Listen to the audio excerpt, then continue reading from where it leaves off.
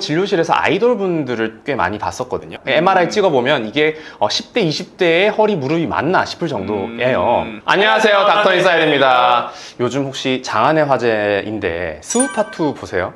그냥 지나가다가 유튜브 짤로만 잠깐만. 그러니까 완전 빠져들어 있진 않구나. 네, 그쵸, 저는 그쵸. 완전 네. 빠져들어 있거든요. 왜냐면은 제가 예전에 그 춤동아리를 하려고 했었어요. 근데 안 한 이유가 키가 좀 상대적으로 크다 보니까 키 크면 이 춤태가 안 산다고. 네, 그렇다고 하더라던데. 그래서 안 했거든요. 근데 요즘 그 나오는 그 사람 보면 바다 씨라고. 예, 그분이 네. 약간 키도 엄청 큰데 키가 되게 엄청 크잖아요. 간지나시던데. 그래서 그거 보고 할 걸 그랬나? 했으면 웃겼을 것 같아요. 제가 지금 네. 이제 나이 들고 보니까 되게 몸치더라고요. 그래서 안 하길 잘한 것 같긴 한데 실제로 그 키가 크면 그 아무래도 허리를 굽히는 동작들을 많이 하다 보니까 네. 허리 디스크가 잘 생기거든요. 아, 그래서 바다 씨는 정말 관절 관리를 좀 잘 하시는 거를 추천드리겠습니다.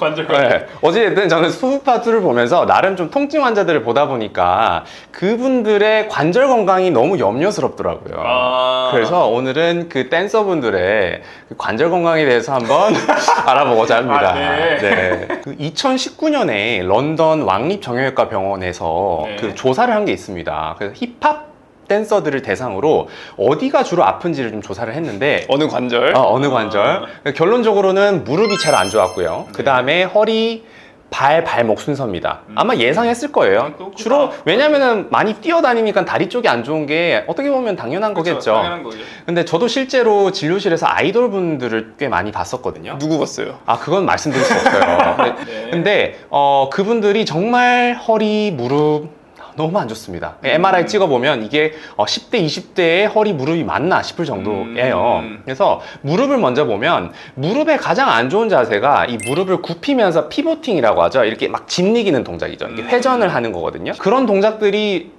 춤을 추다 보면 너무 많잖아요. 많죠. 그래서 보면 그게 연골을 다 딸게 합니다. 허리 같은 경우도 이 댄서분들은 허리 디스크가 정말 많습니다. 정말 많은데 허리에 안 좋은 동작은 제가 지난 영상에서도 한번 말씀드린 적이 있는데 허리를 굽히면서 이렇게 회전하는 동작이잖아요. 특히 그 춤추는 분들이 골반을 많이 쓰다 보니까 회전 동작들이 많거든요. 네. 그래서 허리 디스크가 정말 많습니다. 발목 같은 경우도 아무래도 앞꿈치로 이렇게 들고 있거나 아니면은 발바닥을 이렇게 치는 동작들이 많잖아요. 네. 그런 것들이 발바닥에 있는 근막이나 힘줄염을 유발하는 경우가 많고 또 이제 춤을 추다 보면 자주 삐잖아요. 그쵸. 삐면서 인대가 정말 다 나가 있어요. 인대 파열은 그냥 예산일이야, 예산일. 그냥 만성으로. 만성으로. 그러니까 그분들이 실제로 막 웃으면서 춤추지만 그 속으로는 정말 많이 아프실 거예요. 그 혹시 비보잉 하시는 분들도 진료 보신 적 있어요? 있어요.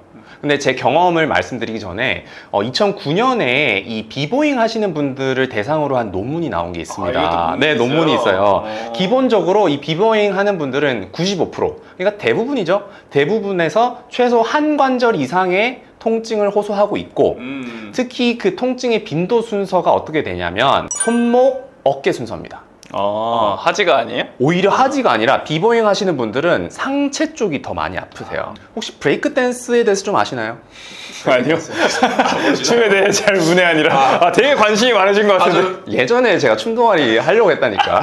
그래서 제가 이번 기회에 브레이크 댄스에 어떤 기술들이 있는지를 좀 알아봤어요. 크게 4가지 기술이 있습니다. 보면은 이제 탑 락, 또 다운 락, 또 파워 무브. 우리 파워 무브는 뭐 윈드밀이나 토마스 같은 거 있잖아요. 윈드밀이나 이렇게 윈드밀 한 손으로 이렇게 막 윈드밀을 알아. 알죠. 토마스도 막 이게 있어요. 막 이렇게. 토마스는 몰라. 그 찾아보세요. 그다음에 네, 프리즈라고 알죠. 나이키 만들고 막 이런 거. 예, 그건 알아요. 그 4가지 동작이 있는데 아마 예상하시겠지만 한 손으로 본인의 몸을 지탱하는 게 되게 많거든요.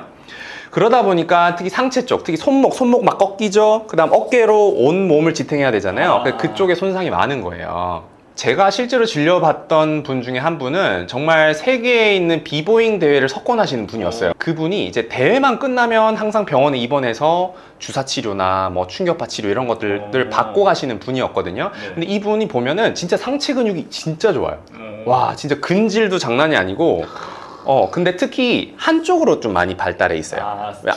주로 쓰는 쪽이 있다 보니까 그래서 밸런스가 좀 깨져 있는 경우는 있고 그래서 실제로 초음파로 보면 근육이 너무 두꺼워가지고 이 뎁스를 최대한 막 길게 해서 봐야 되는데 근데 보면은 회전근개가 다 나가 있고 있어요. 어, 회전근개가 그 찢어져 속에 있구나. 있는 근육들이 아무래도 계속 체중을 지지하다 보니까 그 음. 어깨에서도 코어의 가장 중요한 근육이 회전근개거든요. 그쵸. 그래서 그쪽 부분들이 다 찢어져 있고 그래서 좀 안타깝긴 하더라고요. 너무 안타까운 것은 이런 분들 중에서 가끔 당장 다음 날이 시합이라서 스테로이드 주사를 놔주세요 하는 분들이 있어요. 당장 다음 날. 왜냐면 스테로이드 주사가 맞으면 일단 통증은 좀 급한 불은 끄는 거니까. 음. 근데 이게 보통 원칙이 주사를 맞으면 하루 이틀 정도는 거기를 무리하게 쓰면 안 되거든요. 뭐 그렇죠. 체중 부하도 무리하게 하면 안 되고. 네. 근데 그걸 무리하게 하면은 장기적으로는 어떤 힘줄이나 근육의 위축이 더 심해지기 때문에 안 좋습니다. 근데 이분들은 당장 대회를 나가야 되니까 저로서는 되게 고민이 되는 그런 경우가 많더라고요. 왜냐면 의학적으로는 하면 안 되는데 하면 안 되는데. 그분들은 너무 어떻게 보면 간절하니까 음. 그런 케이스가 꽤 많거든요. 그래서 좀 안타깝다라는 생각이 많이 그럼 들었어요. 어떻게 하십니까? 정말 간절하면 해드려야죠. 뭐 어떡해. 제가 안 놔주면 다른 데 가서 놔달라고 할 거예요. 그분들은. 그래서 좀 안타까웠습니다.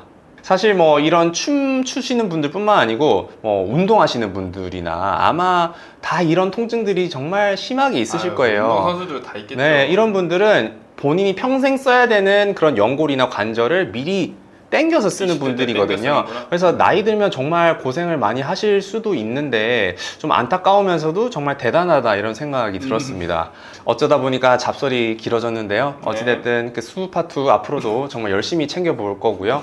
관절 건강 챙기시면서 화이팅 하십시오. 화이팅.